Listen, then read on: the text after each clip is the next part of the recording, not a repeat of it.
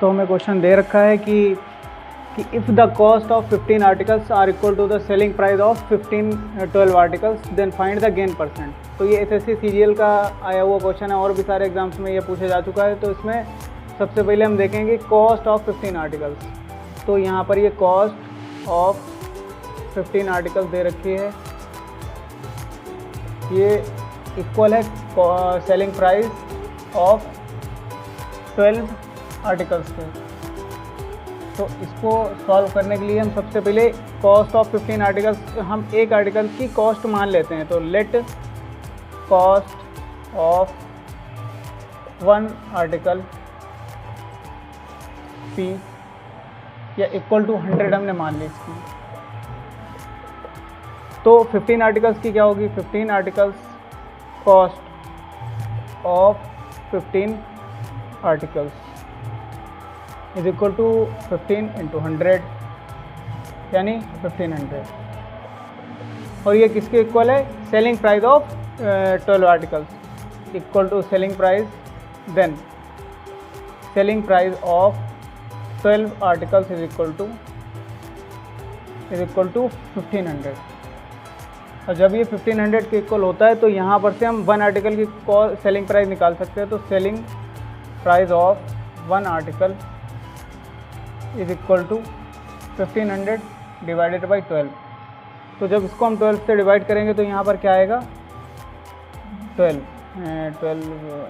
और 3, 12 टू और 12 5 125। तो ये 125 रुपीज़ एक आर्टिकल का सेलिंग प्राइस आ गया। अगर हमें गेन परसेंट, यहाँ पर इन्होंने बोला है कि गेन परसेंट निकालना है, तो गेन परसेंट का फार्मूला क्या होगा, ये 4 ऑप्शन दिए हैं, 30%, 22%, 40 या 25। तो इसको जो गेन परसेंट होता है वो आता है हमारा gain percent is equal to selling price minus cost price into में परसेंट आ जाता है इसके। और सेलिंग प्राइस इसका दे रखा है 125 और कॉस्ट प्राइस हमने 100 लेट किया है।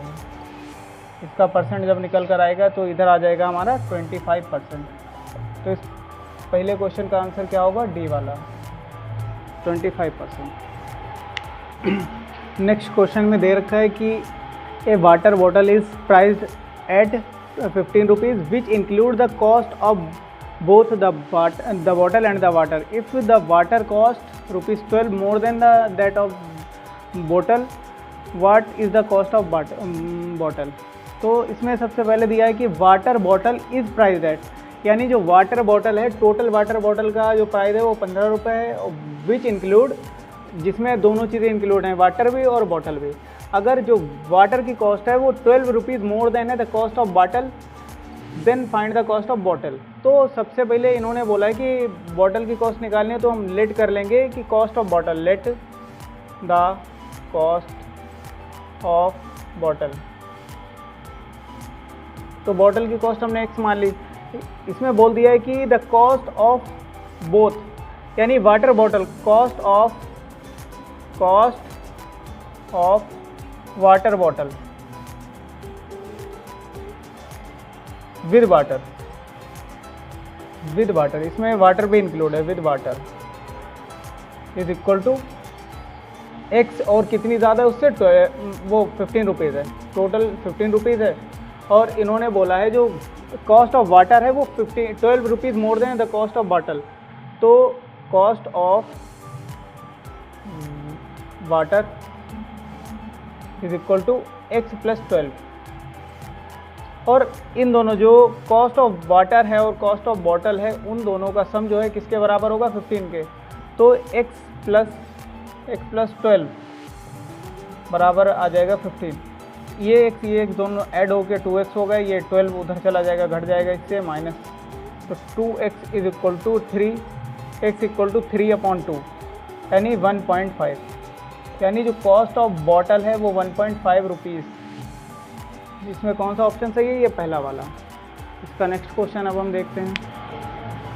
तो क्वेश्चन नंबर 3 में दे रखा है कि इफ़ द 8 डिजिट नंबर 1 2 3 4 5 6 और XY is divisible by 8 then the total pairs of XY are, यानी इसमें दे रखा है कोई एक 8 डिजिट का नंबर है जो कि 8 से डिविजिबल है, और उसमें ये बताना है कि इनके एक्स वाई के कितने पेयर्स आएंगे इसमें जो एक्स वाई के प्लेस पर रखें और वो 8 से डिविजिबल हो जाए। 8 की डिविजिबिलिटी क्या होती है कि अगर कोई भी नंबर के लास्ट के 3 अंक 8 से डिविजिबल हैं तो वो पूरा नंबर 8 से डिविजिबल होता है। तो अब हम देखते हैं कि यहाँ पर कौन कौन से पेयर बन सकते हैं। तो ये 6 है, इसके बाद में क्या क्या आ सकता है जो कि 8 के टेबल में आता है। जैसे कि हम रख के देख रहे हैं कि एक्स और वाई की जगह पर दोनों जगह अगर 0 हम रख दें तो ये 8 से डिविजिबल हो जाता है शायद। तो 8 7 द 56, 4 8 5 द 40। तो पहला नंबर हमें मिल गया 600। तो 600 एक पेयर हो गया, 600 एक मतलब नंबर हो गया, और इसके बाद में जिसमें हम 8 ऐड करते जाएंगे और वो सभी नंबर 8 से डिविजिबल होते जाएंगे। तो ये 608 हो जाएगा, 616 हो जाएगा, 624 हो जाएगा, 632 हो जाएगा, 640 हो जाएगा, 648, 656, 664, 672, 680, 688 और 696।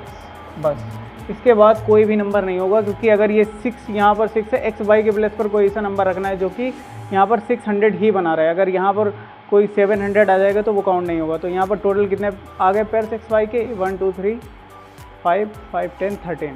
तो टोटल 13 पेयर्स यहाँ पर आ गए। तो यही वाला इसका आंसर हो जाएगा।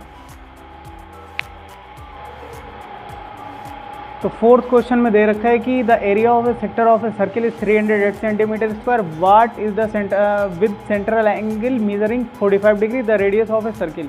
यानी कोई एक सर्किल है जिसका एरिया, सेक्टर का एरिया दिया है 308 सेंटीमीटर स्क्वायर, और इसमें जो इसका सेंट्रल एंगल है वो 45 डिग्री। यानी ये एक सर्किल है, इसका सेंट्रल एंगल मतलब ये इस तरीके से, ये एक सेक्टर बन रहा है, इसका ये सेंट्रल एंगल है, ये 45 डिग्री बन रहा है, और इसका जो एरिया है पूरा ये सेक्टर का, तो ये 308 है, 308 सेंटीमीटर स्क्वायर। हमें पता है, हमारे पास फार्मूला होता है एरिया ऑफ माइनर सेक्टर। ये माइनर सेक्टर बन रहा है क्योंकि एंगल 45 डिग्री है, और ये मैक्सिमम, ये वाला इधर ये मेजर सेक्टर हो जाएगा।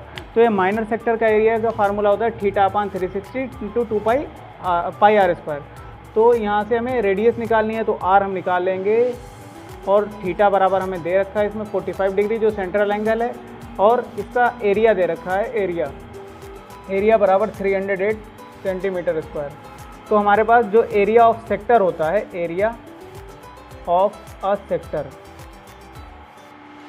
वो θ/360 पाई r स्क्वायर, ये हमारे पास फार्मूला होता है। इसमें हम रखेंगे एरिया ऑफ सेक्टर, हमें पता है 308, इसके प्लेस पर 308 रख देंगे, और यहाँ पर थीटा की वैल्यू जो हमारे पास है 45, ये वाली 45 यहाँ रख के अपॉन में 360 और इनटू में पाई की वैल्यू 22/7 और r स्क्वायर ऐसे ही रख देंगे।